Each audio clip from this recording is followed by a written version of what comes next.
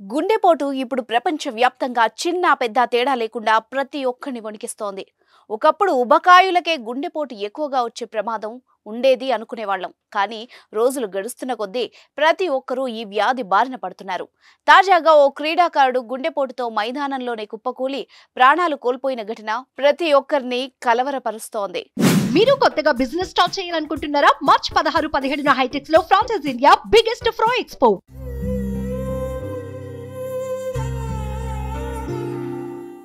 నిత్యం వ్యాయామం చేసే క్రీడాకారులు కూడా అంత సడన్ గా చనిపోవడంపై నిపుణులు సైతం ఆశ్చర్యపోతున్నారు. పూర్తి వివరాల్లోకి వెళ్తే బెంగళూరు వేదికగా ప్రస్తుతం జరుగుతున్న ఏజీ సౌత్ జోన్ టోర్నీలో కర్ణాటక తమిళనాడు జట్టు తలపడ్డాయి. ఈ మ్యాచ్లో తమిళనాడు జట్టుపై కర్ణాటక విజయం సాధించింది. ఈ సమయంలో జట్టుతో కలిసి సంబరాలు చేసుకుంటున్న యంగ్ బౌలర్ హోయసలా మైదానంలోనే ఛాతీ నొప్పి వచ్చి స్పృహ తప్పి పడిపోయాడు. అనంతరం అంబులెన్స్లో బెంగళూరులోని బౌరింగ్ హాస్పిటల్కి తరలించారు.